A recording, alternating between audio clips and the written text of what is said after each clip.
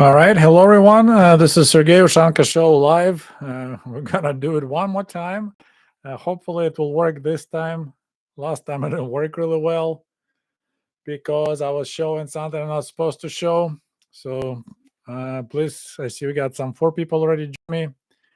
So if you can confirm the sound is okay, then we can start rolling. Hopefully, we'll get some people join us here. Sound is good. All right. Thank you. Thank you so much. So you know the drill. You have questions. I maybe have answers. We'll talk about anything you want to know about Soviet Union. If you have any questions that I didn't answer, uh, I was in a YouTube jail for one day. So it's actually I checked yesterday and I tried to see if it will let me do live, and it did, but I didn't have time. So I see I have several members joining. Thank you so much. I appreciate everyone who became a member of my channel. And also, once again, I want to say thank you to my subscriber Ross, who was really kind to send me this nice postcard from Hawaii. He lives in New Jersey, but looks like he was visiting Hawaii and sent me this nice card. Thank you so much. Big long message. Appreciate it. I collect postcards from all over the world. And Hawaii is nice to add to my list. Yeah, no guns this time. Learned my lesson. I have mixed feelings about that situation. On the one hand, I understand apparently there's some stupid people did the stupid stuff with guns while being live. So YouTube kind of went hardcore in that regards. I don't blame them. So I don't know. I just thought it would be kind of cool to show my piece, my collection item, but it is what it is. So anyway, while we're waiting some more people to show up, and you guys don't forget to do likes, we'll do some show and tell. So for my last trip to Ukraine, I brought some items. So in Russian, it's a spinning, and this is the name. So when you fish with the reel, so you have udочка, so that's a fishing rod. But if it has a reel, it's called spinning. And I never thought the word spinning, it's from spinning, right? So when I was visiting antique shop in here in nearby Niles, I was like, man, I think I actually have some 2 items that could be considered as antique, because it looks like people paying crazy item money for like some fishing stuff, $150. So, and this one actually has a price. This is a beauty of Soviet Union. Item has a price right on it, 5 rubles. So this fishing reel, there you go.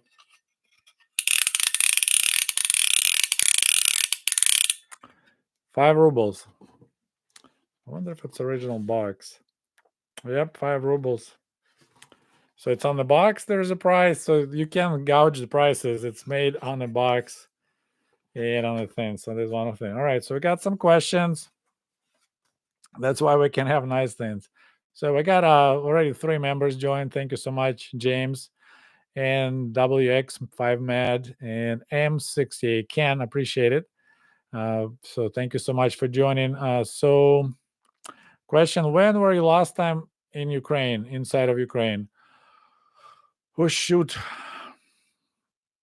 I believe it's 2018, maybe, right before COVID. Next, when the COVID hit, so maybe in 2019, because we were actually had tickets and I was planning to go, but then COVID and all this mess with flights, and we canceled the trip the last minute. Unfortunately, if I knew that, soon there'll be war, I probably will go regardless of COVID, but we considered, with packed flights, flying for 9 hours and wearing masks, I decided, okay, it's not worth it. So that's the last time I went. Hey, we got some people from Deutschland, Düsseldorf. Guten night. Anyway, I remember a little bit German. Ich habe zu arbeiten. I have to work. Don't forget to like. Maybe it will help with the stream. Once again, YouTube is always full of surprises. My latest video, not the latest, but the one about cars, for some reason took off. I don't know why. but it's always good. So last time I asked you about chess in the USSR, why was it so popular? Most of the 20th century was dominated by USSR grandmasters. Um, I because nerds were bored. We just literally that's how nerds entertain themselves. So playing chess was just killing time, and it was kind of I don't say call it cool, but I remember we played chess between classes. So we had this little like a book style. Uh, you open up and it has a chess board with little pockets, and it's a plastic little chess figures like you slide in.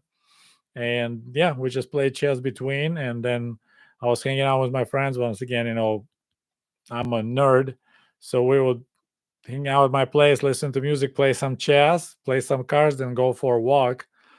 So it people weren't entertained enough, so nerds were playing chess and checkers, and other people not nerds were drinking. So they'd be sitting somewhere in the park playing guitar, drinking beer or hard liquor, smoking. So people had to entertain themselves. And I think it's one of the failures. I mean, it's just that people's nature. Most people need to be entertained. They don't know how to keep their brains busy. And since our TV programming was boring, radio and music was kind of boring, especially for young people. So you have nerds playing chess, not nerds drinking and trying to, and this is only reason I can explain. And of course, uh, Soviet government promoted chess because that was one of the way to show the world that we are better because we're socialist. So when a lot of kids, smart kids, playing chess, you'll have a higher percentage of good players. You know, I actually am trying to think. I truly enjoyed this Queen's Gambit show. That was outstanding. That was really good. That was fun. Okay, so that's my reply about chess. And just in case, I don't know if you've seen the video. I have a video about chess. I believe I'll give you the link.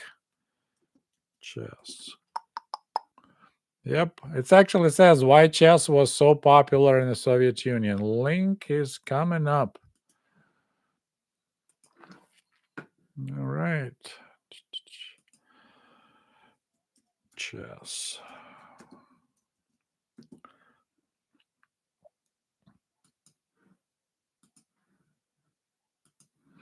Okay, so I just posted the link to the video why chess is so popular. But I'm saying there's no official reason why, but Soviet government promoted that. The way I learned was kind of a friend of mine was he was actually pretty good. He actually had some kind of badge. We had when the children start playing, they getting good. They get these little levels, just like in karate, you have a green belt, white belt, black belt. In chess they had same kind of junior master or junior or something. So he was really good, and he taught me how to play chess, and he had no mercy. So when first time I managed to do tie with him, not to lose, it was so exciting. So I played chess a lot. Kind of lost it now, or maybe we need to get together, some of you guys who play chess, and we'll try to do it online. You're probably gonna kick my butt, but so yeah.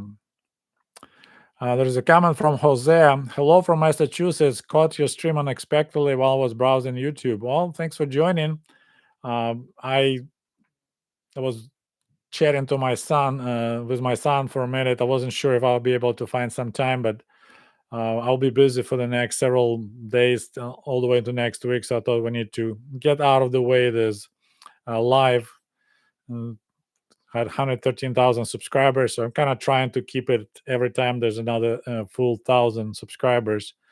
And channel right now is slowly growing. Nothing crazy. So it'll probably take a month or two to get to another 1,000. Oh, let's see. Bang bang, he's back, disarmed and ready. Yep. Learn my lesson. No guns on live show. Except these guns, there'll be nothing I'll be showing you guys. Yeah, doing YouTube for so long. All right, we got one of my great supporters and subscribers, James. Thank you for your donation. I appreciate it. Do you think ComCon bankrupt the USSR? So this is, European Union is for the capitalist countries, and Commonwealth. ComCon. I know it was always called. We always call it SEV, Союз экономической помощи. So it's a union of economical self-assistance. Exports sold at below market at solidarity prices. Cuba bought a MiG-21 for the price of the Volkswagen.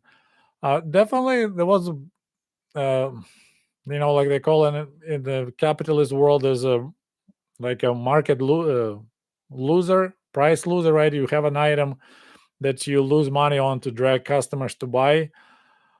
I'm not sure, honestly, how the whole trade was going, but definitely with Cuba, Soviet Union was losing a lot of money because we were buying sugar at inflated prices to support the economy, and sugar we actually had plenty, I believe, and we had a better quality sugar.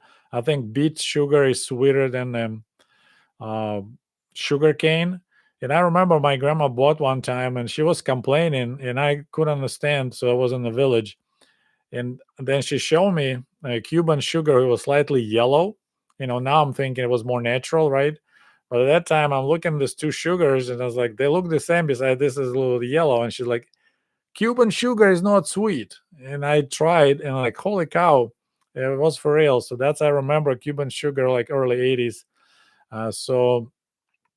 But when it comes to trade with the other socialist countries, I wouldn't be surprised if they were selling them oil below the cost to help them out to survive in the socialism. Um, but at the same time, like we also were buying a lot of goods, like Icarus buses from Hungary. They were better buses than anything we had in the Soviet Union.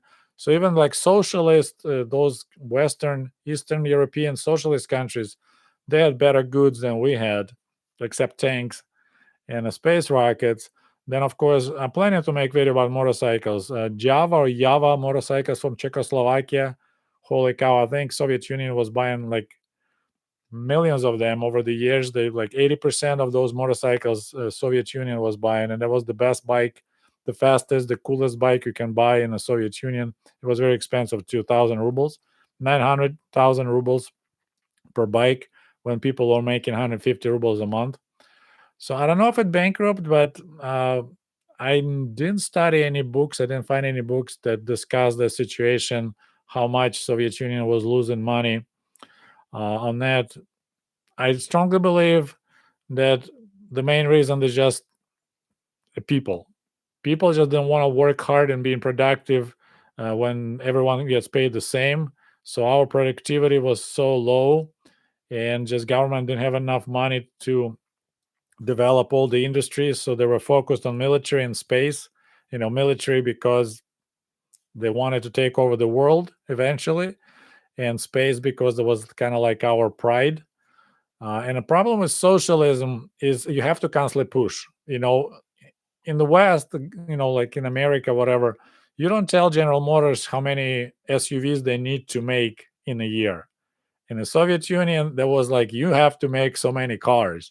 And then of course with centrally planned economy, you have to like push everyone to line up so they provide parts in this. You have to dig so much coal. You have to pump so much oil. So everything in Soviet Union have to push. Otherwise, it just got slowly drifting down because there is no profit driver. So that was, classic example is grain, right? Wheat. Soviet Union was the largest importer of wheat when we had socialism. Russia became the largest exporter of wheat without any 5-year plans, without collective farms. Basically, in 10 years, the things turned around and suddenly they took over the world market selling wheat everywhere. Ukraine was like number 5. Nothing. The only thing changed. There was no more socialism. There was no more communist party telling you from Moscow you need to, had so much wheat produced. I want. I wonder if you can show us your Mosin Nagant rifle. Yeah, not gonna happen. I have one. I bought it totally by accident. I went with my American farmer friend to a local gun store. Wasn't a gun store, it was a Gander Mountain. I think they're bankrupt now, closed down, but it was like a small version of Cabela's. And I see the sign says Russian rifles on sale, and I couldn't believe my eyes. It was a Mosin Nagant rifles for like $129 a piece, 10 to choose from. And I'm like, I don't have good knowledge of guns. So I asked that farmer guy, like, hey, can you inspect which one looks the best? And it was 1924 model that he looked, the barrel, inspected, said this is perfect. So yeah, I bought it for $129. Have it for a long time. And it came in a carton box. I was throwing the box away, and then I was like, man, why is it still heavy? So before just about to toss it in the trash, so I started digging, and I got the bayonet. I almost threw it away because I didn't know it came the whole thing with the bayonet attached. You can attach. So it's pretty wild. We got neighbors from Sheboygan. I think it was Sheboygan, Michigan, or Sheboygan, Wisconsin. We used to have a campground in Sheboygan, Michigan. My in-laws, they sold it a couple years ago.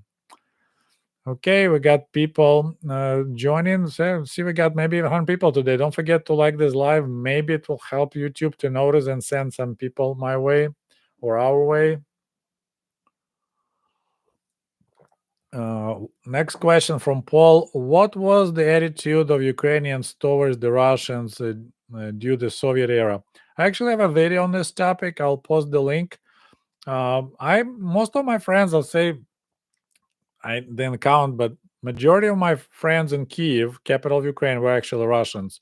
The way it happened, we had a building next to my apartment building that was given to officers, Soviet Army officers, and usually they rotate those people all the time.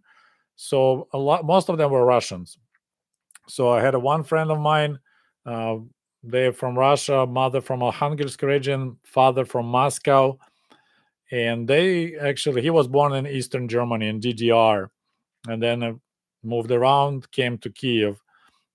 So quite a few, and we didn't have a problem. Uh, you know, in Kiev, I mean, they spoke Russian with Ukrainian accent too, eventually. So I didn't have any problems with them. And I have a video. I'll put the link, but there was a time. It's a long story, but yeah, when like real Russians came from to my friend's wedding. So another friend of mine also was Russian. He was marrying a Ukrainian girl, and his cousin came from Murom, Russia, and for the wedding, and he was like a hungry hound.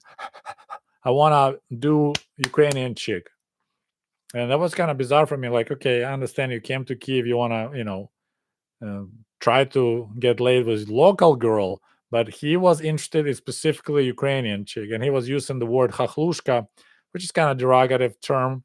It became like really derogative now, so it's like an N word for Ukrainians to call them хохол. I personally don't take it that way. It was always normal, like, yeah, take a tzap, yeah, хохол. But that was the first time I remember that was bizarre. Like, why is he like so like he wanted to actually screw, Ukrainian girl, Hahlushka. That was kind of bizarre. But otherwise, among my friends, uh, relations between Russians and Ukrainians in the Soviet Union. Here you go. 23 minutes of extremely useful information. Link is coming up. And then I had another interesting experience. If you read my book, American Diaries, 1995, might as well plug in a little bit. So this is the first time I came to America in 1995. This camp was in Michigan, not far away from here, for inner city kids from Chicago. And together with me, there was one guy and two girls from Russia also came to work. So we were talking, and there were some a little bit kind of language bumps.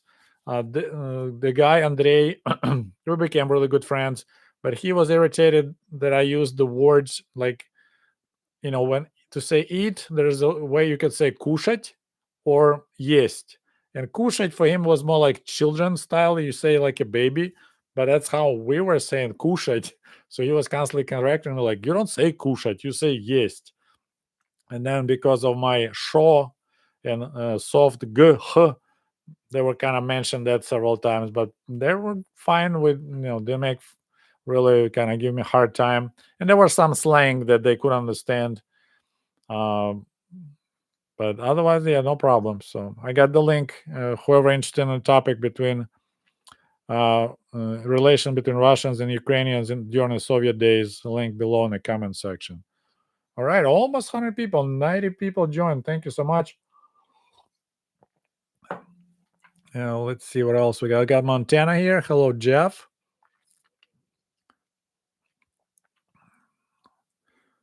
This is Jess in Kansas, hanging out in my truck sleeper. Tomorrow, my last day over the road, going back to law enforcement dispatch. All right, good luck. I did a little bit driving, not trucking, but my late father-in-law, Gary, used to do moving, and I was helping him. So I did some driving to like Illinois, other side of Michigan. One time, I think we went to down to Florida. So I drive like a Penske truck, just a cab, 24-footer truck, and I was like, man, I used to think it's such an easy job, just you sit on your ass all day driving. I drove a little bit like, oh my gosh. And the longest drive I had, once again, was for moving, but my father-in-law drove Penske truck full of stuff, and I drove customer's pickup truck. There was a Dodge Dakota, and we drove all the way to Scottsdale, Arizona. 3 days, 1,000 miles every day. My gosh, I was like, this country is huge. That was pretty wild, but it was a good trip. But I don't want to do it again. Greetings from Montana, Jeff. Hello. Comment from Emil. I can't get enough about astounding amounts of alcohol that was consumed in the Soviet Union. Was it something you saw on a daily basis out in the open, like drunk people on benches and so? Kiev wasn't too bad, but it was still bad. It's usually not during the day, but like in the evening, about 5, 6 p.m., it was kind of weird. But these workers, going home from work and they'll get drunk in the end of shift, like my father did, late father did a lot. They done, showered, and then somebody got a bottle of vodka and they just and you see these people walking, staggering, like they're not like too drunk, some of them too drunk, but they're just like zombies walking home drunk from work, and a day after day, not just for Friday. It was daily occurrence. That was really weird. And of course, out in the country was even worse. Like the villages, the collective farm workers, it's just life was just so, mundane, boring. You hardly make any money. So if you manage to steal something and resell it, you buy vodka and they just give you vodka in exchange for parts. So you steal fuel from collective farm, and you just, this is another thing. I think, this is show, hey, you want to do some drinking, you just, or if you want to, you don't understand what person is acting weird, it's just like, oh yeah, he's drunk. And there's another thing I mentioned before in my videos, like Soviet people, if you walk on the street and you see a person, if you see a guy laying on the road, you just walk around him because 90% chance it's not a heart attack. He's just drunk and he didn't make it home. So you see the pictures periodically of people laying on the street and they're just taking a nap, recovering before um, going home. And okay, let's do a joke. I know my Soviet joke don't work really well, but we have a glass and we're talking about drinking. So if you remember those soda pop machines, right? So we had glasses there, not like this, but made out of glass, and they could be washed by pushing down as little cold water spray. So at some point, when the Soviet Union started going down the hill, those glasses started disappearing. So the joke is, uh, and people usually, if you drink a bottle of vodka,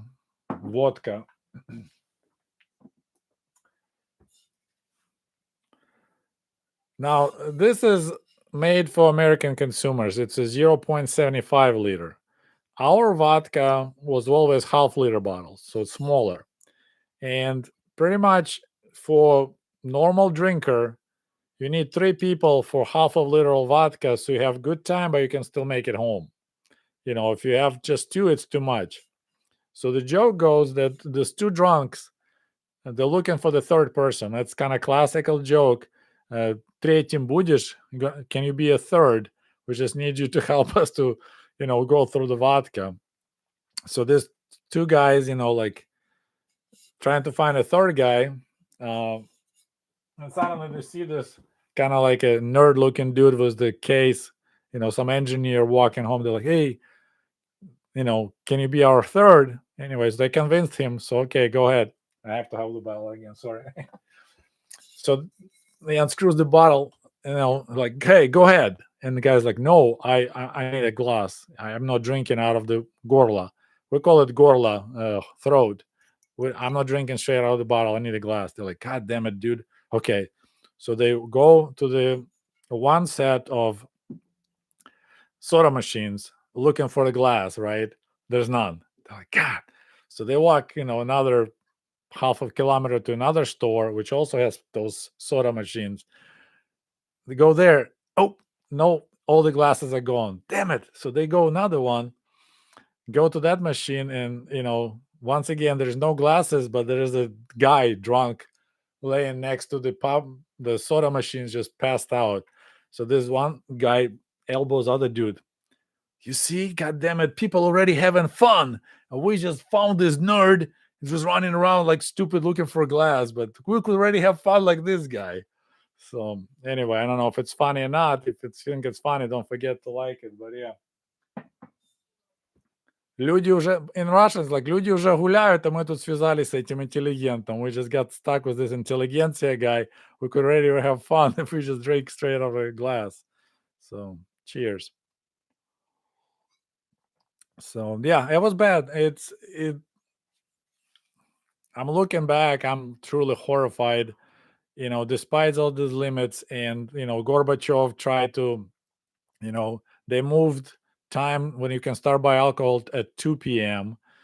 So prevent people to sneak out at lunch, buy alcohol, and go back to work. It's just bad. Unfortunately, my family, this was like the main problem. My father was drinker as well, and it's like he wasn't my father in Kiev, because he will come home drunk and he just lays down on the couch, try to watch TV and pass out. And when I was little, I couldn't understand why. And my mom's like, "Well, I was told you, your dad just come home tired, so he needs to take a nap." But when we went to the village, he was away from his buddies. And that's when my best memories, like, that's when my father was like, father, he taught me how to fish. He taught me how to do mushroom hunting. He taught me how to start fire from the single match. So, like, I had my father 4 months every year only in the village, because he had no his buddies, and my mom refused to buy him vodka there. So, like, yeah, he was great there. We had a good time, best memories of childhood. In Kiev, there's nothing. Like, literally, we didn't do anything together. He just went to work, came home drunk. On the weekend, he was just watching TV, reading newspapers, and, I'm just outside playing with friends. And, there's another, of course, lifestyle. You live in a big apartment buildings, so you always have 5, 10 friends playing outside. So you don't really need your father to toss ball with you, or like they do here in America. Once you're big enough, you go play with your friends. But my best memories, when my dad was vodka free, was the village, and that's kind of like my paradise. No school, no homework, and my dad with me, teaching me how to find mushrooms, all the tricks and stuff. Okay, so yeah, but otherwise, yeah, it was really bad. Hey, we got Curious One who never caught live before. Congrats, thank you for joining. We might get 100 people. We had 95 and 60 likes. Look at that. Thank you so much for joining again. We got people from Canada, Vinyl 306. Let's see. We talked about Comic Con. Thank you, James, for your donation again. All right, another question from Jose. Since Soviet people had to wait to buy even normal stuff, so I heard that some people made money by becoming queue standers for someone else. Do you recall if that's true or not? It was probably, I'm not sure, maybe during the Stalin era. A lot of queues, there was like lists. Like, for example, when my I'm planning to make video about it. When my parents finally got a bigger apartment and they had 3 rooms, they needed to buy furniture. They had to be on the waiting list for 1 year. Like they went to the furniture store, they picked what they wanted, and they put their name on the waiting list. And it's not like she's just waiting for a year. Once a week, she had to go back to that furniture store and check mark and sign that she's still interested to buy that furniture set. So for the entire year, that's what how many 52 weeks she had to take a bus and travel on the weekend to that furniture store every Saturday to check mark that she still wants to buy it. So it's 52 trips just to confirm that you're interested. So maybe people took money who work at the store to do that for you, but that's kind of level of shortage of goods and like uh, waiting for cars up to 9 years. It just shortage of goods was pretty extreme. But I guess when you buy groceries and there's a long line, there's really you just stay and wait. You won't pay people, but people will probably take bribes to take you ahead of line so you don't have to wait if or exchange if you exchange like hey, I'll get you this furniture set from Yugoslavia if you can get me a travel voucher to Black Sea without waiting. So people deal on that level, and of course Baba's workers like my family had to wait and do stuff. So all right, let's see. Wasn't the army spending that ruined the Soviet Union? I mean, it didn't help. It's not just like army spending. The entire country, the way the Stalin did the industrialization was pretty much militarization. So the whole country, the entire, pretty much every industry was doing something for war, and they were doing civilians goods on the side. It's like a lot of companies, their main purpose was making something for military, and then they were required, okay, 10% of your production should be something for civil goods. So if you make like in Kiev, they had a audio factory. Mayak was manufacturing listening devices like audio recorders, right? And a side product, they were making cassette players, maybe even reel to reel. So wherever the parts that were rejected for the military use, they were substandard. They used them to make the civilian Mayak cassette decks. So of course they were a piece of crap. But when you can't get anything else, you just buy those, and you just have to work with them and fix them up. So, like the company I worked for a little bit, my mother worked for about 10 years. It was called Research Institute Saturn. I think I mentioned in one of my books about it. Uh, they were pretty much almost 100% military. They were doing amplifiers for the communication systems. They also, I remember rumor, I didn't confirm it, that the Soviet moon rover Lunokhod, the antenna had our signal amplifier from Saturn.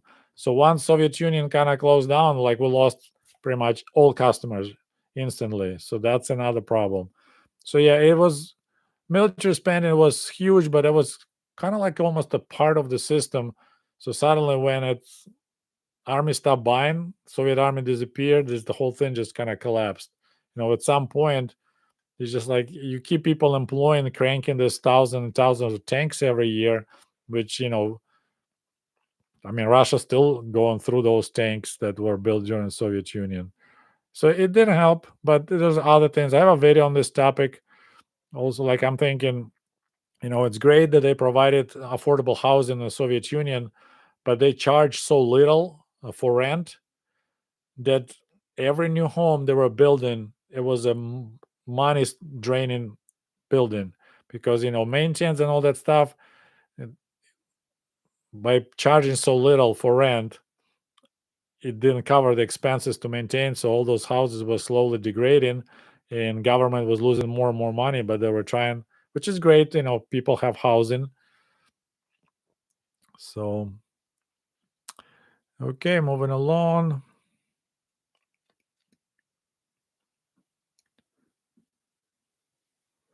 The comment we got the member of my channel asking questions. So he's for 20 months. Happy Wednesday. How's the third book is coming along? Working on it. Manuscript is done. I'm just kind of cleaning up, making all flow together, and then some new stories came up. I'm trying to put big story about how I learned to ride the bike and how my bike got stolen and how I became good in biking. So this kind of delayed a little bit. I don't want to promise anything. I'll hopefully will be done end of summer, maybe earlier. Worst case scenario, Christmas, but we'll see how it goes. Uh, question. Cowboy John Wayne Cheeseburger has to keep his guns away. Yep. Learn my lesson. That's all I can say. Every day is something new. All right, we got another generous donation from my supporter Koala. Thank you so much. I appreciate your donation and help. Do you think Russia would gradually become a democracy in 21st century if the October Revolution failed and whites won the Russian Civil War? It would still be authoritarian dictatorship. It will be still dictatorship. It's actually there was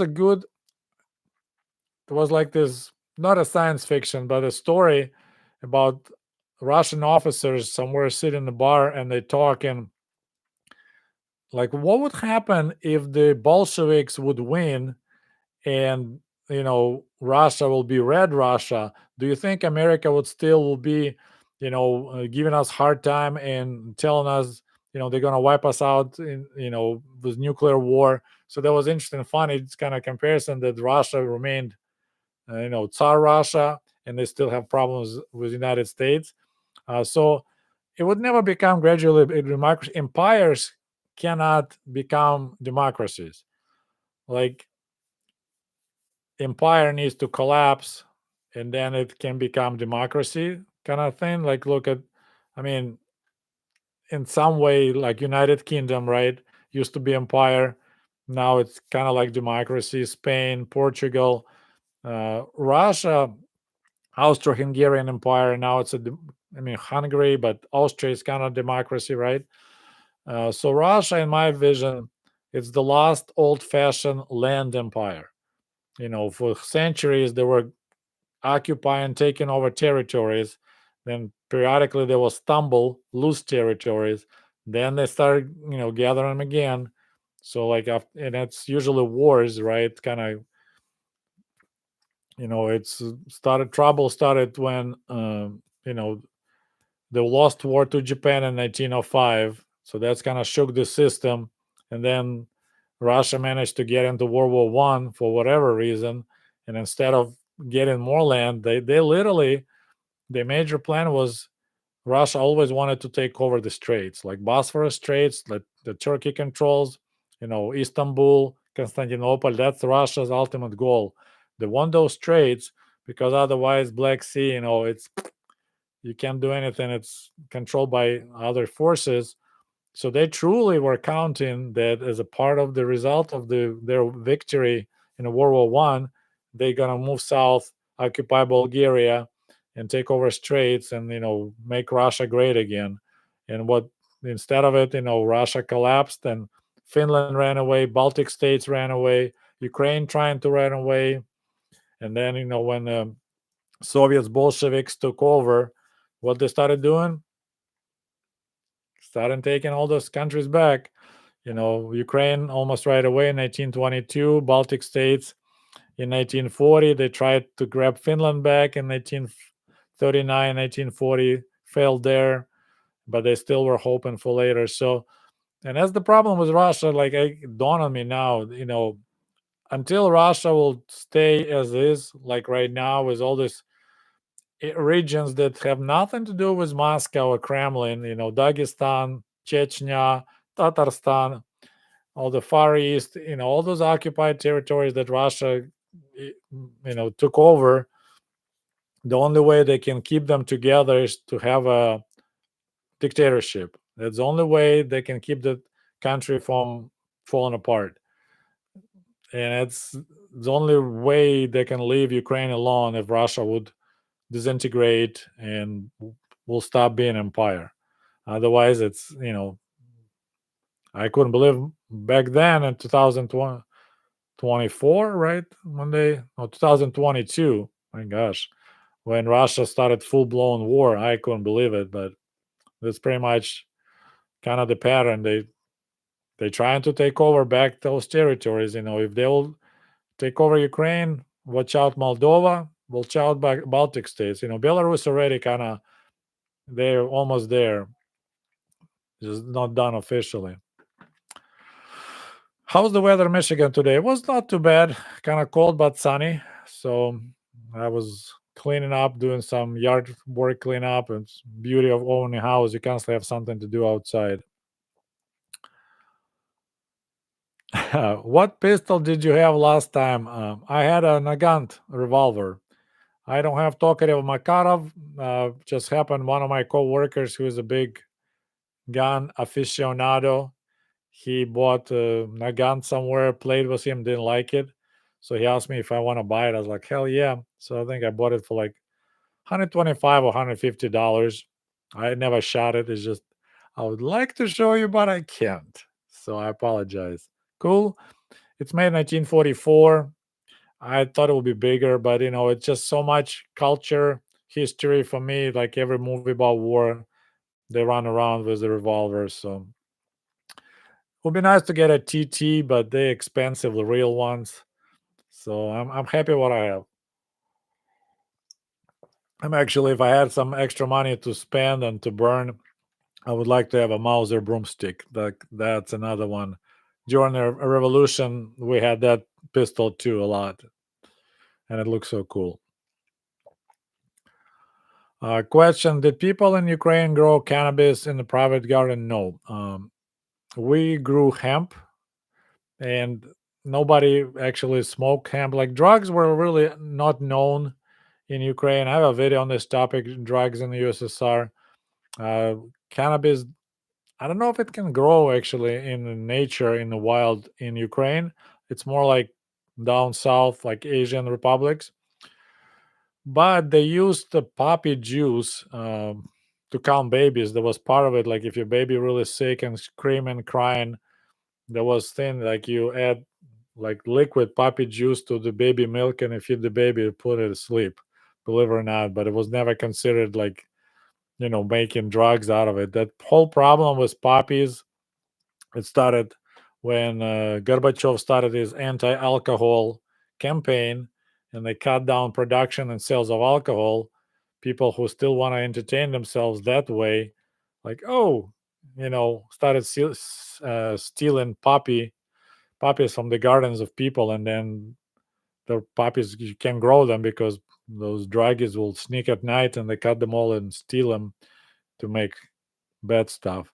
Let's see if we can reach to 100 likes. We're kind of bumping up and down around 100 people watching, which is fantastic. But we need another 15 likes, and John Wayne Cheeseburger will be happy. Maybe I'll tell you another joke. I have a really bad joke. I'll tell you. We'll hit 100 likes. I'll tell you horrible, horrible joke, which is kind of funny. So we'll wait for that. We got 90. Okay, 10 more, and we got a really bad joke. I was planning to do a separate video, but we'll do it live. Okay, so talk about cannabis. So yeah, drinking was the way people entertained themselves, and drugs kind of came later. And people who were like intelligentsia artists, they did morphine, right? So that's you need to know a doctor. So that was part of that. So hey, Sheboygan, Michigan. Let's see, just a second. I don't drink beer, but I had to buy it. So yeah, Sheboygan Brewing from Michigan. It actually wasn't too bad. I don't like taste of beer, but I hope it's okay to show beer cans on live. I don't want to get banned on that. Hey, 2 more likes and you have a really bad joke about World War II.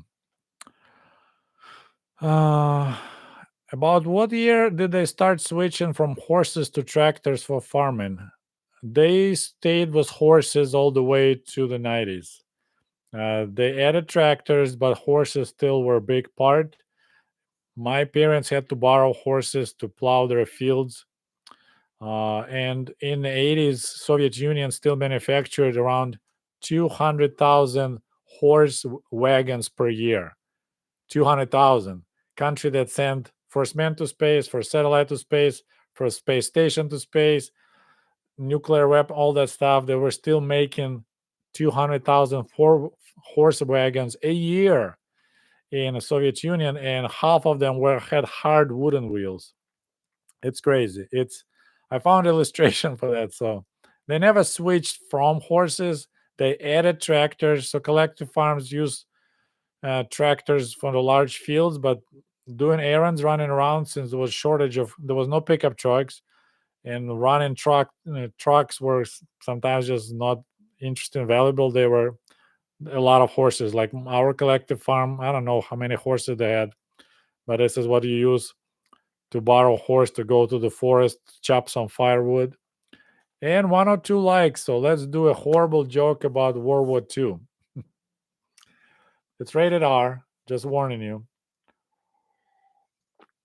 All right, so we're talking about Great Patriotic War. So that's war between Germany and Soviet Union. And Germany occupied large territories. And on the occupied territories, we had a guerrilla fighting. We call them partisans. So that's sometimes local people, sometimes Soviets will drop, like diversante groups, and they will start, stirring trouble, which could create problems because Germans, just like Americans in Vietnam, just like Soviets in Afghanistan, when you're fighting insurgents and guerrillas, it's hard to fight them because they hide in mountains, in this case in the forests, in the swamps. So you go after locals because they feed them, they hide them, provide them with mostly food or shelter. So you just go after locals, and for every killed German soldier, they'll kill 10 or 20 just civilians. So this is the story. So the Germans, surrounded the village because they thought or knew there's partisans hiding there. So they went through every house, and they found like 15 guys, and all males, and they wanted to go and execute them or shoot them all. And local women started screaming, "Please don't! They're our husbands. They're not partisans." They were POWs in 1941 when the war started, and you guys let them go home. Sorry, because a lot of Ukrainians actually were let go. So they're like, please don't. They're our guys. We know them. There's the documents, passport. Well, okay, they didn't have passports, but anyway. So there's one German officer like, okay, so you tell me you can recognize your husband, even like blindfolded. They're like, oh yeah, absolutely. She's like, I'll tell you this. We're gonna line up all these men. They're gonna pull their drawers down, and you will be blindfolded, and you need to go along the row and check every dude's junk. And if you can recognize your husband and we will match what you're saying he's your husband, you won't shoot the guy. So they line up all these dudes in the line. Everyone dropped their pants and underwear, if they had underwear. So this first woman goes, eyes closed. She's like, not mine, not mine. Oh, this is mine. And they matched. Yeah. So next one goes, not mine, not mine. Oh, this is my honey. So this German officer is like, God damn it. So he got himself in the line, dropped his pants, standing too. So next chick goes, not mine, not mine, not mine. Then she grabs German guy. Wait a minute. This guy is not from our village. So I don't know if it was funny or not. If it was funny, make a laughing face emoji, whatever you can do. But yeah, we had actually kind of, if you see some guy you don't know, like, hey, this guy is not from our village. So I thought it was funny, although it's kind of sad story, but not mine, not mine. This guy is not from our village. So if you got it, what that means, I thought it was funny. Okay, we talk about tractors. Your in-laws sound like rich people. No, unfortunately, they were doing fine. Let's put it that way. They had a small furniture and flooring store. Was not doing that great. It just was a lot of competition, and my father-in-law started the business. to selling mattresses, and then kind of build it up. And then he got interested into moving people, so he left business to mother-in-law.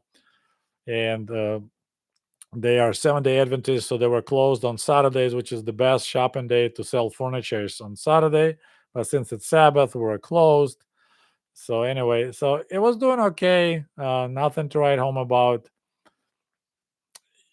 If they would make profit of, I don't know, 30, $40,000 a year, mm, that would be great. But no, unfortunately, it was never a profitable business. But comparing what my parents working full time labor union, barely could afford 3 room apartment, no car ever. So yeah, they were really rich people comparing with my parents. My parents, I don't know if I can say parents in laws were, yeah, millionaires in their regards, but no, they sounded like, no, they didn't sound like rich people, but they had fun. Especially my father-in-law, he was a character. And he liked old cars, and he was always a silly, funny guy. He made me cry several times. I think I told you the story. I was doing deliveries, and he had this old Ford Econoline van. I don't know if you're familiar. I think it was from the late '80s model. So I was doing faraway deliveries, mission like not a Michigan City, but anyway. So I'm coming back in the darkness back to Berrien Springs, and I'm on high beam. And cars coming my way, and they honk at me, blink their lights, and I'm like all over the car. I couldn't find switch how to turn off the high beam. Then I end up pulling over because like people like being really mad. So I guess those brights were really bright. And I searched everywhere, like on the door, on the dash. I was like, started pretty much almost crying. Like, I don't know how to turn this shit off. So then I just keep on driving. And in order not to make people mad, every time next car approaching me, on the small country roads, I'll just turn the lights off and I just go dark. I could see a little bit road because that car has lights. That dude probably thinking I'm crazy, but I was just like, I don't want to make you mad. So I just turned lights completely off. So they got home. I called my father-in-law, like, Gary, what the hell? And you car guys probably know what I'm talking about. He's like, what? You don't know? There's a button on the floor that you push. And I was like, what?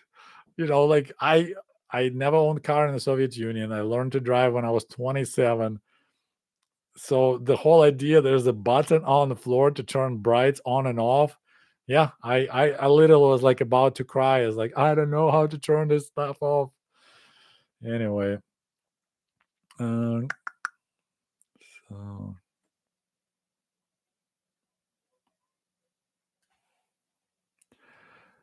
have you ever gone metal detecting looking for some of those gold stashes from liquidated speculators? Actually, no. I brought the metal detector once in the early 2000s, and we went to the village. It was in the beginning, it was super exciting. We just were playing on the road, like dirt road next to my friend's house, and we found this Soviet era badge, army badge. It was like, holy crap. But then we didn't find anything. We didn't have a lot of time, unfortunately, because we stayed there for like a day.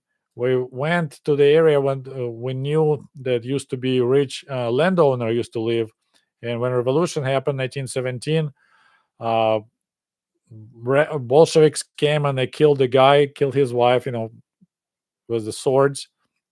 And the church, they burned down their estate. So we kind of went around, and one spot was like, oh, we got excited digging. And it was like an old dump site. So people, locals, villages were dumping their empty, cans, fish cans and stuff. So tried a little bit and didn't find anything, unfortunately. But the beginning was so exciting, like little in 5 seconds, we're like, holy crap. So yeah, but it's definitely metal detecting in like Ukraine, Russia. You can find a lot of items, a lot of from war. Question about campground. So next to Mullet Lake, was like a private campground off Inverness Trail. It got sold. People bought it and built a house there. But my in-laws' family, my mother-in-law has 8 siblings. So back in the 70s, they bought like 70 acres, and we had campers there. Good time. I enjoy a lot northern Michigan because it's like a northern Ukraine where I spend a lot of time in my village. So wow, look at this. Today we're doing good. More than 100 likes, 114 people watching. This is like unusual. Thank you so much for joining, everyone. Welcome to Ushanka Show. Yeah, we got East Berlin here, even people from Germany. I appreciate you guys watching that late. Uh, I'm enjoying your book, and I love your honesty and excellent sense of humor. Thank you so much. Appreciate it. As I said, book number 3 is on the way. Right now, we got 2, and I have them both English and Russian. But number 3, 1997, will be I write straight in English. Of course, now in Russian is just not.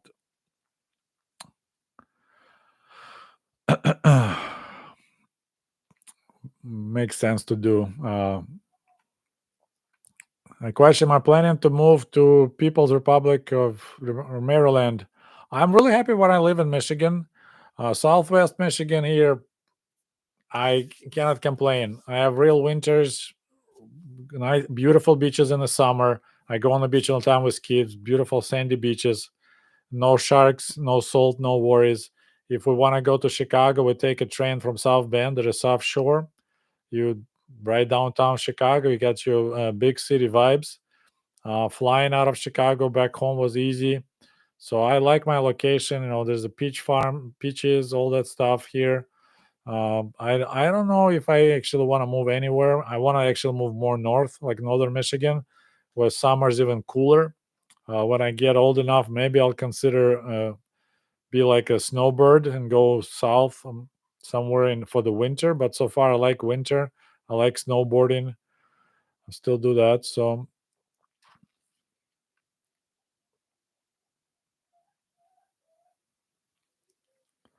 I find it interesting you guys had a hard and soft g sound. Same thing in the Netherlands. Well, Russian language is more g, and Ukrainian or South Ukrainian accent for Russian is h. I don't notice it, but they notice. But yeah, it's called frikativna. It's official term. But yeah, you could tell like usually sho instead of chto, a little bit more o than a, and then that soft g, h. Um, it is what it is. You kind of grew up with that, and it stays with you. Question: was Soviet wine any good?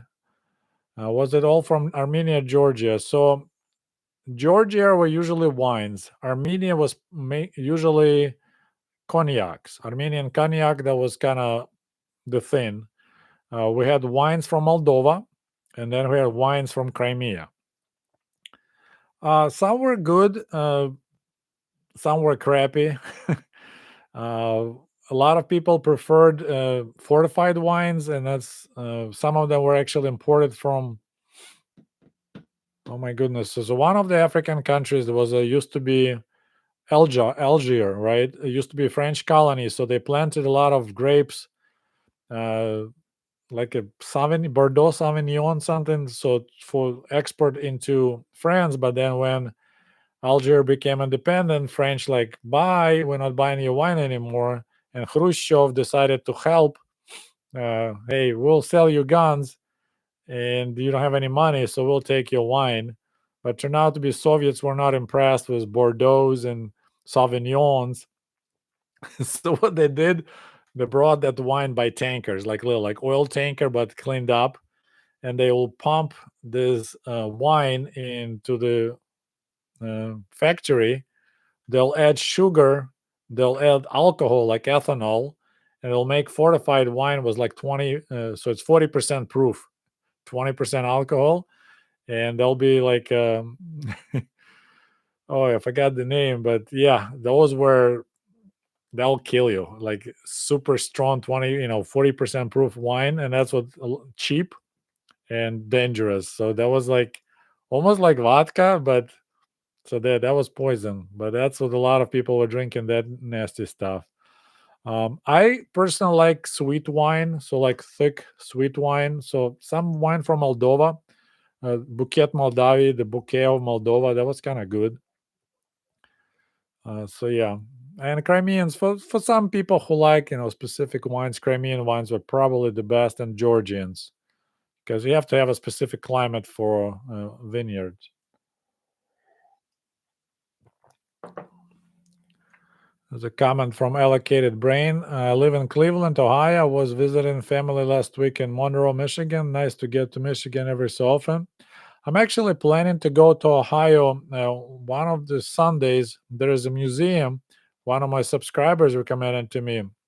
There's a museum, Voice of America Museum. Let me see. I can tell you exactly what it is. So I'm planning to go there because apparently they actually interview people. It's in Mason, Ohio, and they actually record people who have experience listening to Voice of America back in behind the Iron Curtain.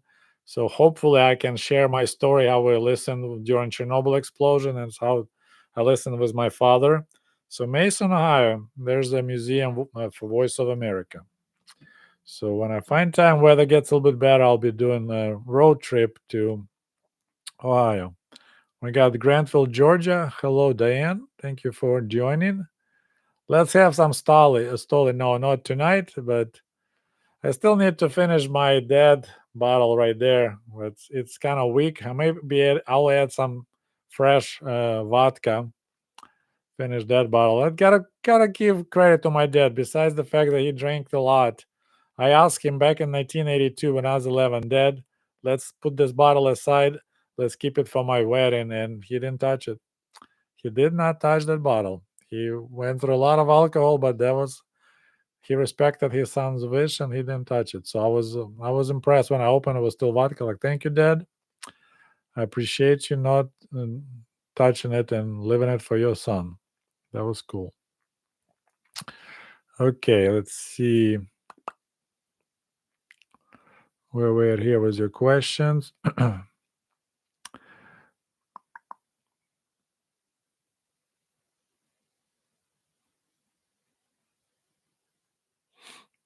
Amarillo, Texas here. Hello.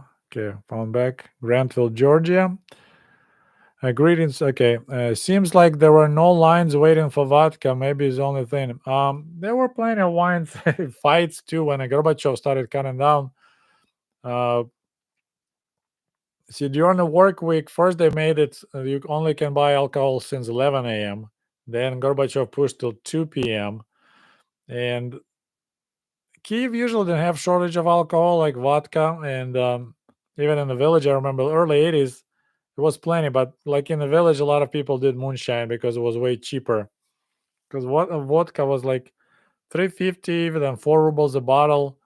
Like my grandfather's pension was 25 rubles.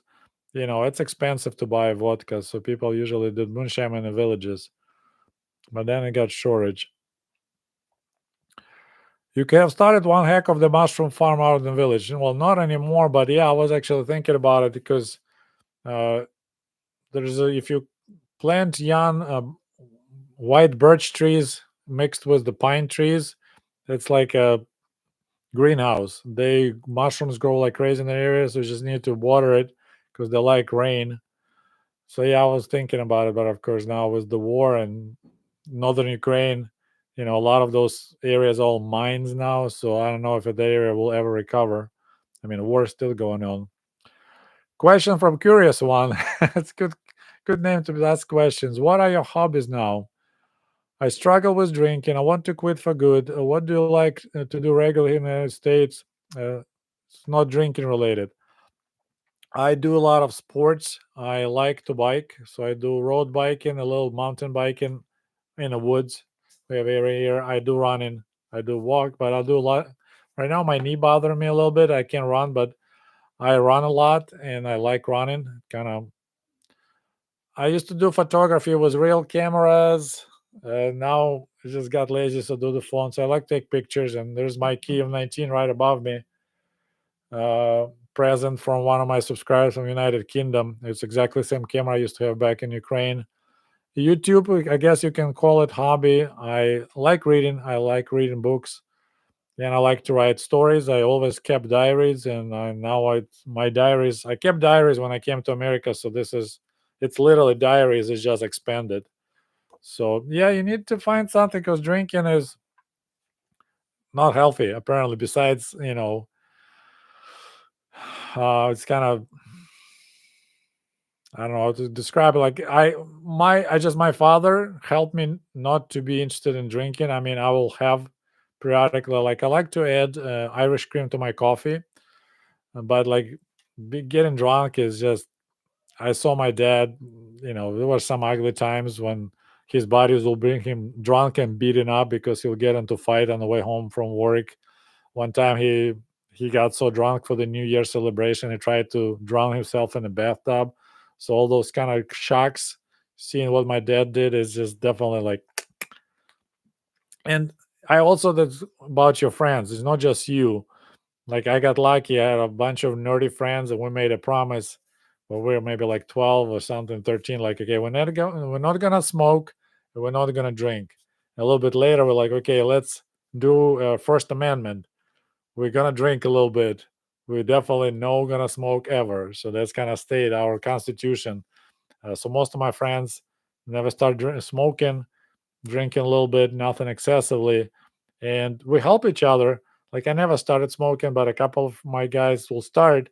We'll just start harassing him, and like you want to hang out with us, you gotta quit, dude. You smell, you stink, and yeah, people quit. It's just yeah, we're giving a hard time. So it's nice to have friends that help you to get rid of it. So I don't know, collecting stamps or something like that. You need to find some hobby like physically to get yourself physically tired.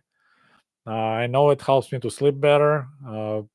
I don't play music or nothing. I just listen to the world and I run and I'm thinking thoughts. And sometimes it's like, okay, let's think about what I want to tell in my book or what my next video gonna be. But yeah,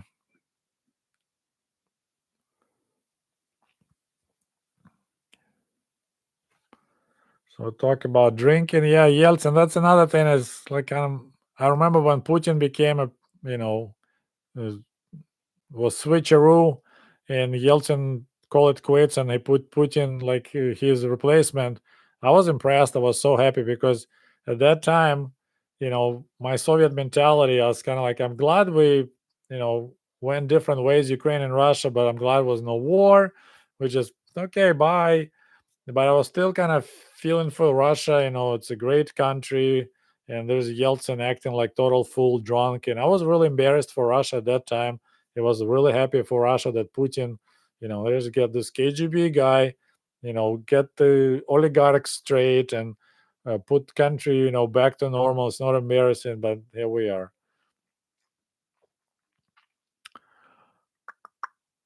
Let's see.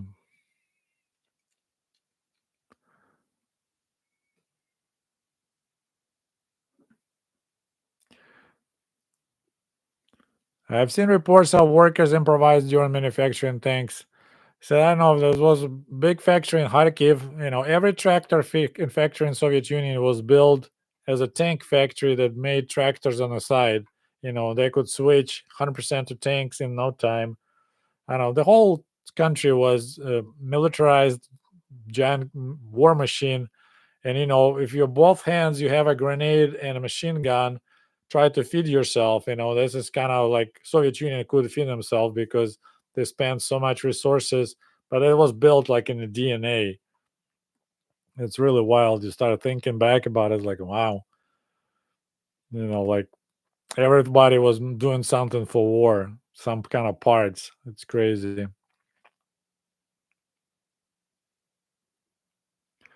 The comments from Jose, the furniture store is just insane. Well, it is.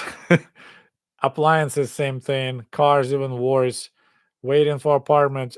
This is, when in theory it sounds great, but when the government, you don't have any private capital that fills the voids, like they see when, oh, we can make money making more furniture, let's invest in new furniture. This is a 5-year plan. So wherever government has a priorities, oh, we need to make 10,000 tanks because, NATO. Okay, and we can make only 50,000 pieces of furniture because people can wait. So, government priorities were not to help people. I think Nikita Khrushchev kind of tried, then Brezhnev tried a little bit more. But once again, you don't have a profit driven economy. You have to push the economy to move that way. you know, I think Chinese found kind of like this hybrid combination between, they have a profit, but they just kind of build the walls alone to make the river go the way they want to go. Soviet Union just put giant, you know, platina like dam, and then they just let go when they wanted to go. So, I'm planning to make story about how my family got a refrigerator.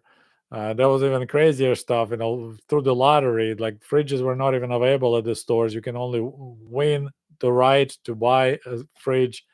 Anyways, this next video is coming up about my parents got a refrigerator in 1971, same year I was born. And my mom told me the story how she got it. It was a miracle, literally. And it was like, holy crap. So that's right now. I'm lucky my mom is available to FaceTime me. So I'm constantly like asking questions. Wait a minute, how do you get this? How do you get that? Like, holy stuff. So it's bad. Like it was all towards military and space exploration, and then they were behind on everything else. It just and think about it. If you offer apartment rent, like subsidized housing, super cheap, of course there'll be a long list of people because everyone can afford it. I think in America, if they have somewhere they offer subsidized housing, there's a waiting list, right? Because people would like to get in if they qualify. So yeah.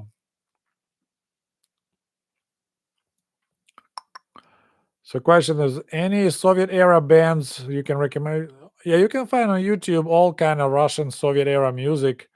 The trick is you need to search in Russian language. When they post videos, they post for the Russian people, Russian speaking people. So most music is in Russian. So I can't even tell you how to search for it. Maybe if you do search, like find articles about the bands, and then you need to translate them in Russian and plug them in YouTube, and then YouTube will figure out what you like and start feeding you. I probably can start doing some just kind of my community posts, some bands that I remember. A lot of music, like standard Soviet music. I don't think you're gonna like it. Real fun was in Perestroika time when they let rock band and pop band start playing techno. Then it was fun. Yeah, Anna commenting, Ushanka is back. You're pardoned for good. Yeah, hopefully for good. Like I said, it was one day blackout. We got Luxembourg, Minnesota. Holy cow. Never knew we had Luxembourg there. Nick Adams here. Hello, Nick. Hello. Do you think Ukraine can be protected by Ukrainian nations? I mean, looks like there's always something positive. Like, нет худа без добра. There's this proverb in Russian. And how the Trump turns back to Ukraine and on the European Union is basically he's about to, I think, abandon NATO. It kind of wakes up European Union because they were spoiled for a long time. It was pretty much kind of like this agreement. Hey, if United States gets involved in some war, you just send some troops, so we can call it coalition troops, not American troops. So they'll send a little bit to Iraq, a little bit to Afghanistan. The United States was pretty much covering all the bases all over the world, including Europe and NATO. And now they're like realizing they pretty much on their own, and they realizing if Ukraine falls, Moldova, then Baltic states, and Baltic states are part of NATO. You got that, what is the fifth article or something? So it's better to help Ukraine now than get involved for real when Putin will go after Baltic states. I don't see, it's still this PP dance. They want to help, but it's hard. It's really sad what's going on, but I mean, Russia and Soviet Union before they built a system, with the oil supply and natural gas supply. Europe was on the cheap oil and gas for so long from Russia. We still they never replied with good sanctions when they occupied Crimea in 2014. So that's kind of emboldened Putin. Like, okay, sure, you know, those sanctions were kind of silly at that time.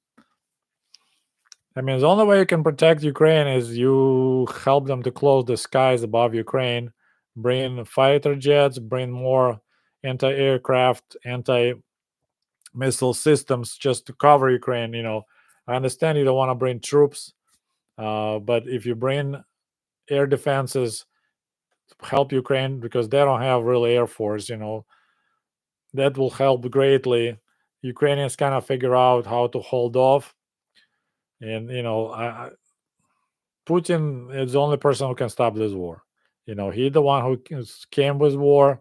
He's the only one who can stop it. Not Europe, not the United States, only Putin. And he is in this spot that if he backs off, he's gonna lose power. So it's a horrible situation. And my brothers in the front lines fighting. So yeah, it's they would like to have it all kind of go away and go back to business as usual, but they've slowly started understanding that Russia is not the Russia of the 90s.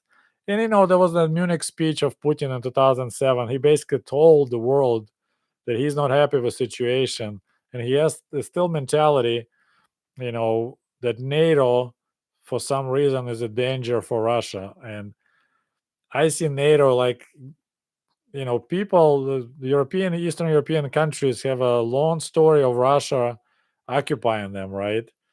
Like Poland was occupied for 100 years after Napoleon War, and Poland had nothing to do with it. Napoleon went to Russia, got his ass kicked. Well, I don't know, by Russia or by Russian winter, went back. Russia followed him, and then end of the war, and Russia like, yeah, we'll take the entire Poland. I was like, how that possible that suddenly you're just like, okay, sure. And then they managed to get out of from Russia after Russia collapsed after World War I. Then Russia again tried to occupy Poland in 1920, failed, and then it did it again in 1939 together with Germans, and then totally occupied for the next 40 years. So it's just that's what the Russian imperial thinking. They don't see NATO as a fence to stop them. They see like, oh, it's a danger for us. That's not. They're scared of you and they want to build defense. They just want to, hey, we'll buy your oil and gas, but stay away from us. But it's my thinking.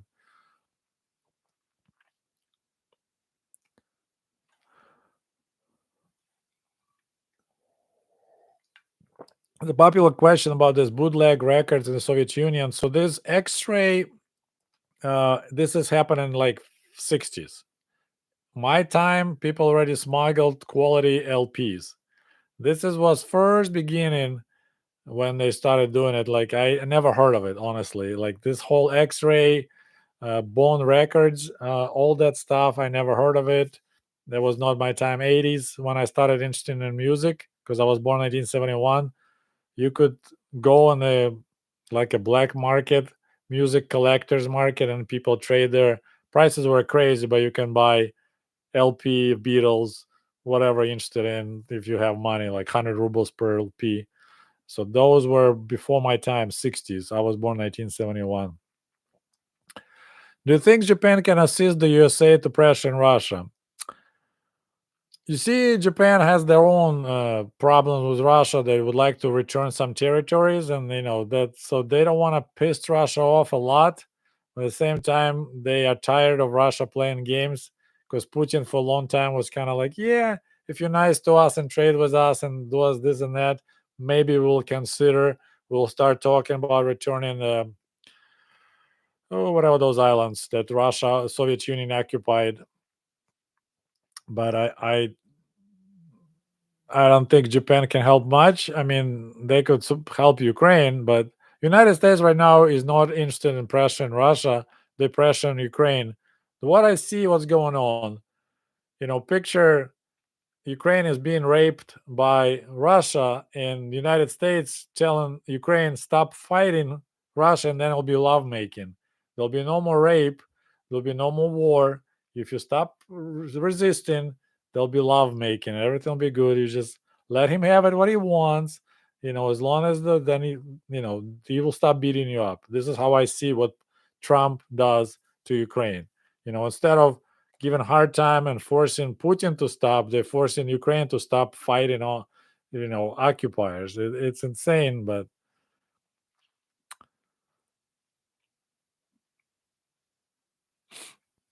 So, question: I wonder how smaller nations like Chechnya, Dagestan would trade with the world if they're separate from Russia.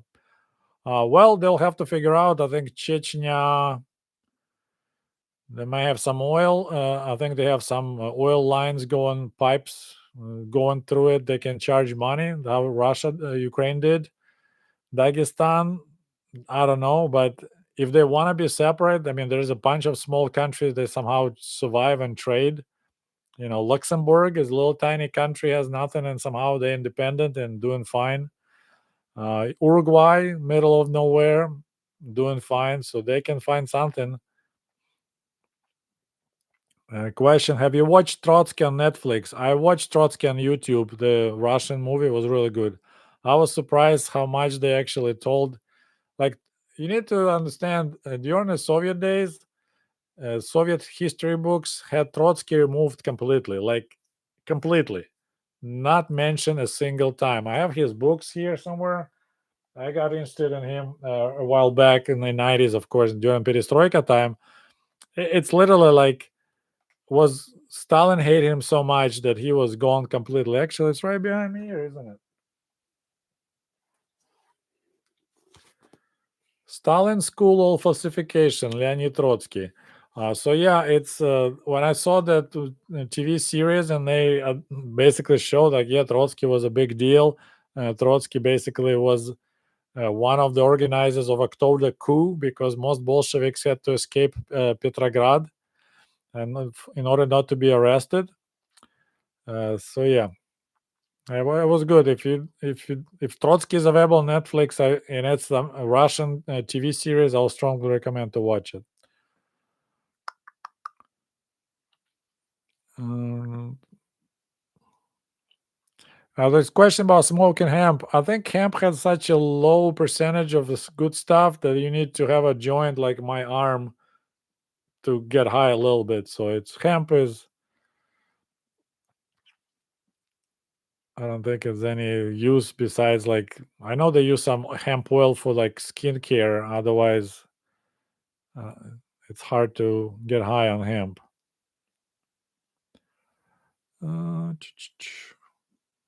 Just stopping to say hello. I'm catching up with you guys, and hey, 124. We'll get about 8 more minutes. I'm losing the voice. Hour and a half. No horses in the city. I hope. Nope. I never seen in Kiev, but like on the outskirts, you're gonna see horses. And it was amazing trip for me, like going to the village in the summer. So first of all, I'm excited, right? School is over. Last day of school over is May 30th, around there. So end of May, it's end of school. Then we get on the bus, and it's good 10, 12 hours bus ride, 240 kilometers. And as you start traveling away from Kiev, it's like you're slowly rolling back time. You started to see horse buggies, people riding bicycles, less and less cars. And it's just like by the time you get to the village, you literally like 50, 100 years back in time. Your grandparents have outhouse, have no running water, you know, only electricity and a wired radio. Uh, it's just everything so basic. Of course, fresh food. They live off the garden. You go help them to cut wood. You chop by hand or cut by hand. They bring a horse. You go in the forest with them, help them with collecting firewood. So yeah, that was it was pretty wild, and it was normal. This is kind of sad. I always thought it's normal. This is how people live in a country. It's just like wow. Now looking back, like my goodness, milking cows by hand, making your own butter. I mean, it sounds like excitement, but if you have to work at a collective farm all day, then go home and take care of your animals. I don't know how my grandparents. This is crazy.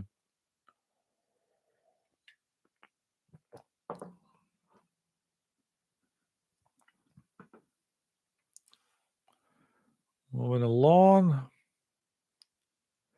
There's a curious one as a Sergei, you're a valuable historian teaching us what we didn't know growing up, but reminds us about how history repeats itself. Well, thank you so much. I mean, I'm doing my little part. It's just I'm fortunate I have a lot of photos left from my childhood. I have a decent memory, so I don't remember what I did last week, but I remember what happened in 70s and 80s. So Okay, so looks like I'm just entered to the phase when I told you a joke about this guy is not from my village. So looks like you guys had a good time. I'm glad you had a good laugh on that one. So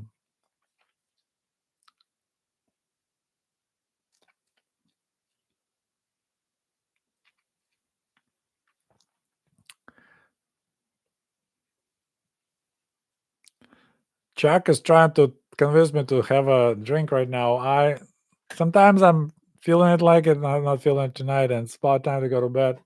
Here we got another donation, so maybe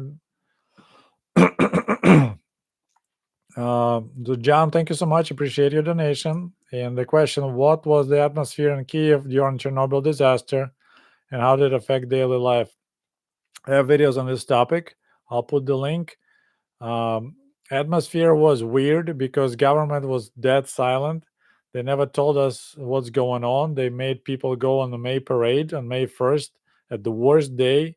Once again, the Chernobyl blew up on April 26th, 1986. May 1st was a big holiday parade, and people went without knowing.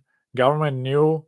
There is a stories that Gorbachev told Sherbitsky, who was a like a general secretary of Ukrainian Communist Party. So every republic but Russia had their own Communist Party. Believe it or not, it's another bizarre thing.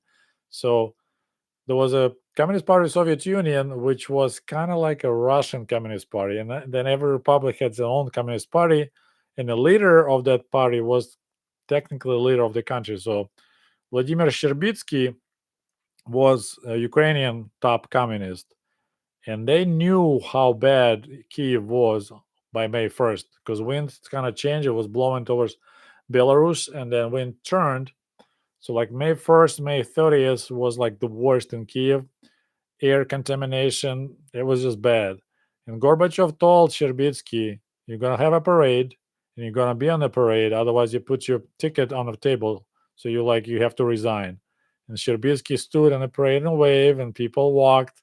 Beautiful sunny day, and it was radioactive contamination in the air. People were breathing it, eating it, drink. It was, but we didn't know about it.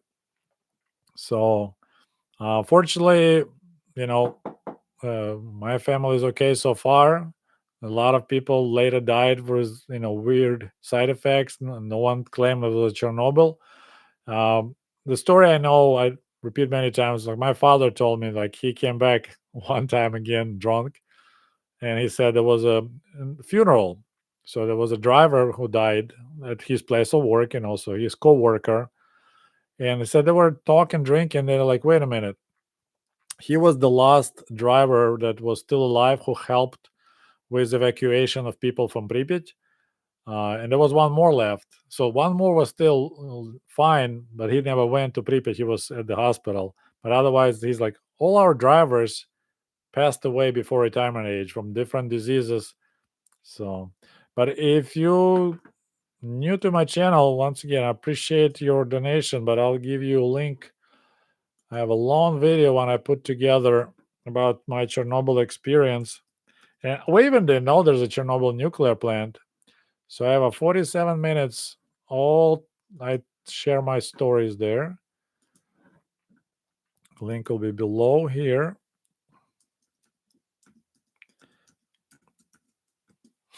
But yeah, and the Voice of America, they saved a lot of lives because they were telling, hey, it's really bad. You need to stay indoors, like in your apartment or in your house. Seal your windows closed. Don't consume fresh milk, fresh, whatever vegetables in May. Just stay away from fresh stuff. So it looks like we're going through cars. It's kind of see I'm behind a little bit. All right. Okay. So we will be wrapping up. Thank you so much for joining. I'll go through your comments. If I see something, I'll make separate videos. My next one will be about refrigerator. I'll try to record it tomorrow. Yeah, Kuril Islands. Yep, there's a northern and southern Kuril Islands. So Japan wants their Southern Kuril Islands back, and Russia doesn't want to give it back. So, all right. So, looks like a lot of people talking between each other. So, thank you so much. Okay, so last comment. I told my wife the Soviet joke about three black coal miners. She gave me a blank look. I was thinking she didn't get it, but she was just annoyed that I would tell her a dirty joke. All right, so we'll tell this joke and we're going to wrap it up. So during the Soviet Union, we had art style called socialist realism, right?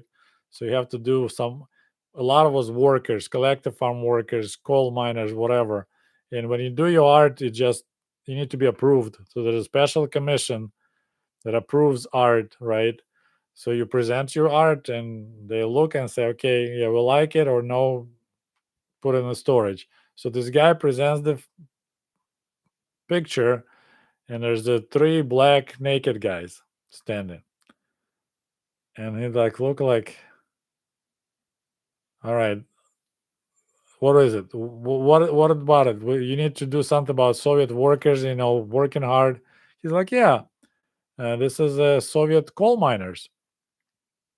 They just finish their shift, and they are getting ready to go to the shower after working hard all day, you know,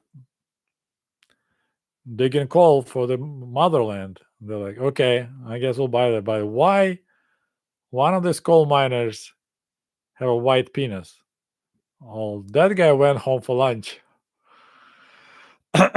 Yeah, it is a dirty joke. So just two dirty jokes for one live. I guess we kind of exceeded our limits. So anyway, so it looks like you guys exchanging links and stories. So I appreciate that. Great, keeping helping me. Did you have maple syrup in Soviet Union? Nope, unfortunately, no maple syrup.